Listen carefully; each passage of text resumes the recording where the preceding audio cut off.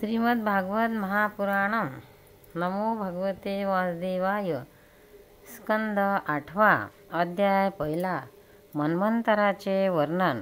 परीक्षिताने विचारले, गुरुवर स्वयंभू मनुचा वंश मी विस्ताराने ऐकला। याच वंशात मरीची वगैरे प्रजापतींनी आपली वंशपरंपरा चालवली होती। आता आपण आम्हाला दुसऱ्या मनूविषयी सांगावे। हे ब्राह्मण, ज्ञानी महात्मे ज्या ज्या मन्वंतरामध्ये भगवंताच्या ज्या ज्या अवताराचे आणि लीलांचे वर्णन करतात ते आपण सांगावे। आम्ही त्याचे श्रवण करू इच्छितो।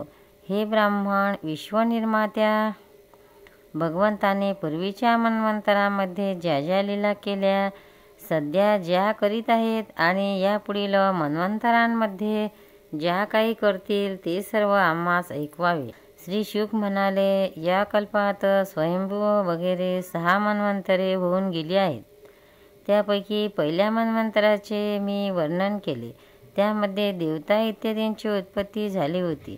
स्वयंभू मनुची कन्या आकृतीपासून यज्ञपुरुषाच्या रूपाने धर्माचा उपदेश करण्यासाठी आणि देवहूतीपासून कपिल मुनीच्या रूपाने ज्ञानाचा उपदेश करण्यासाठी भगवंतांनी त्याच्या पुत्ररूपाने अवतार घेतला होता। परीक्षिता, भगवान कपिलाचे वर्णन मी या आधीनं 3ऱ्या स्कंदामध्ये केले आहे। आता भगवान यज्ञपुरुषांनी जे काही केले त्याचे वर्णन करतो। भगवान स्वयंभू मनी सर्व विषयभोगापासून विरक्त होऊन राज्य त्याग करून पत्नी शतरूपेबरोबर तपश्चर्या करण्यासाठी वनामध्ये निघून गेले। परीक्षिता, सुनंदा नदीच्या काठी त्यांनी जमिनीवर एका पायावर उभे राहून 100 वर्षापर्यंत घोर तपश्चर्या केली। त्यावेळी ते दररोज भगवंताची अशी स्तुती करीत। मनु म्हणत, ज्यामुळे या विश्वाला चैतन्य प्राप्त होते, परंतु हे विश्व ज्यांना चेतन करू शकत नाही, जे हे विश्व झोपी गेल्यावर सुद्धा जागे असतात, त्यांना हे विश्व जाणू शकत नाही, परंतु विश्वाला जे जाणतात तेच हे परमात्मा, हे संपूर्ण विश्व आणि या विश्वात राहणारे सर्व चराचर त्या परमात्म्याचेच ओतप्रोत भरलेले आहे।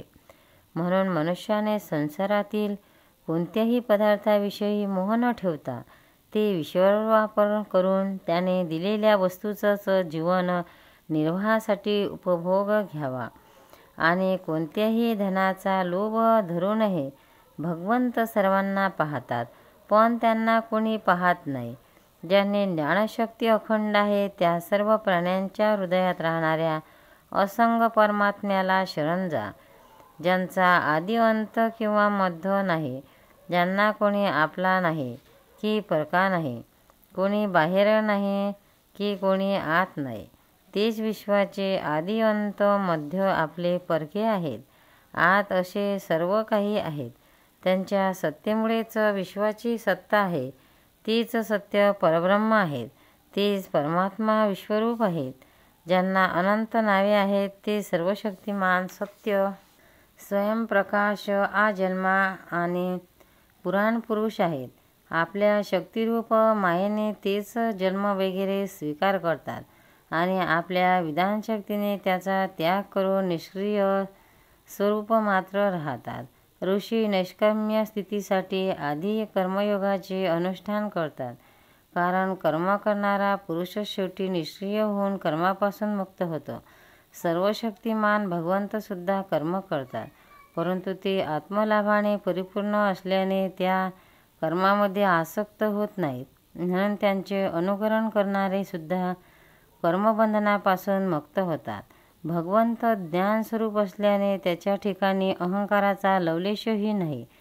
ते सर्वथैव परिपूर्ण असल्याने त्यांना कोणत्याही वस्तूविषयी कामना नाही।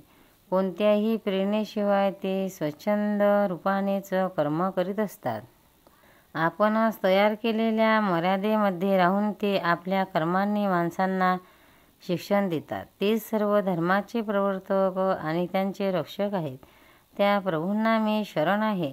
श्री शुक म्हणतात, एकदा स्वयंभू मनु एकाग्र चित्तेने या मंत्रमय उपनिषदांचा पाठ करीत होते।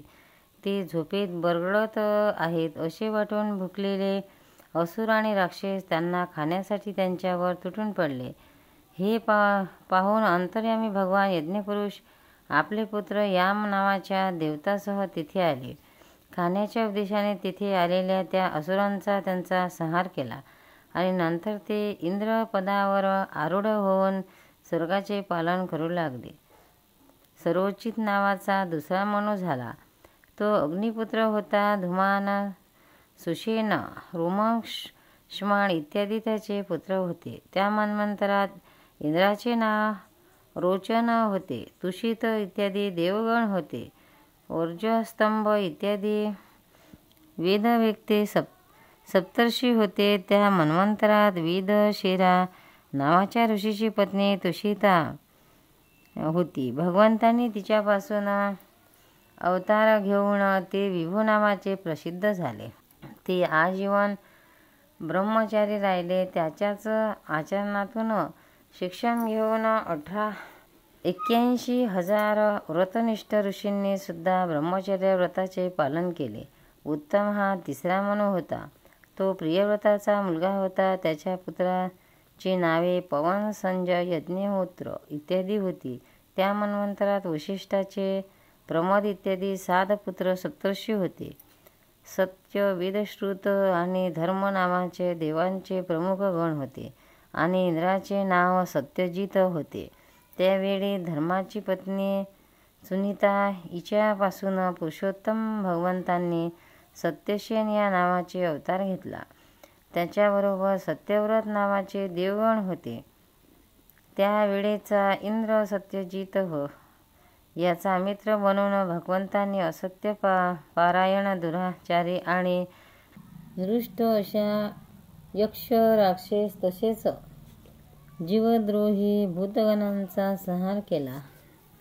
चौथा मनुचे नाव तामस असे होते. तिसरा मनु उत्तमाचा तो भाऊ होता. पृथुघ्याती, नर, केतू इत्यादी त्यांचे 10 पुत्र होते. सात्यक, हरी आणि वीर नावाचे देव होते. इंद्राचे नाव त्रिशिख असे होते. या मन्वंतरात ज्योतिर्धाम इत्यादी सप्तर्षी होते. परीक्षिता त्यावेळी विदुतीचे पुत्र वैदुती नावाचे देव होते. कालगतीने नष्टप्राय झालेला वेद त्यांनी आपल्या शक्तीने वाचवले. या मन्वंतरातही हरिमेधा ऋषीच्या हरिणी नावाच्या पत्नीपासून भगवंतांनी हरी नावाचे अवतार घेतला. याच अवतारात त्यांनी गजेंद्राचे मगरापासून रक्षण केले होते.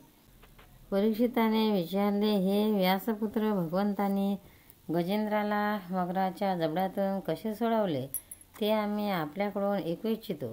सर्व कथांमध्ये 30 कथा परम पुण्यमय, प्रशंसनीय, मंगलकारी आणि शुभ आहे की जिच्यापासून महात्म्याने वर्णन केलेल्या भगवान श्रीहरीच्या पवित्र यशाचे वर्णन केलेले असते. गोपाळ कृष्ण भगवान की जय. भक्तांनो, व्हिडिओ आवडल्यास व्हिडिओला लाईक करा, शेअर करा, सबस्क्राईब करा. तसेच बाजूला असलेल्या बेलवर क्लिक करा म्हणजे याच्या पुढील सर्व व्हिडिओ तुम्हाला सर्वात आधी मिळत जातील. जय श्री कृष्ण.